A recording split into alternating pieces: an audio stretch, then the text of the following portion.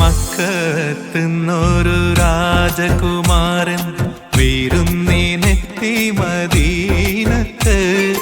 അജുവയും കൽമിയും പൂത്തുകുലച്ചു മധുഹുകളാലെ വരവേൽക്കാൻ. മക്കത്തുന്നൊരു രാജകുമാരൻ വിരുന്നിനെത്തി മദീനത്ത്. അജുവയും കൽമിയും പൂത്തുകുലച്ചു മധുഹുകളാലെ വരവേൽക്കാൻ.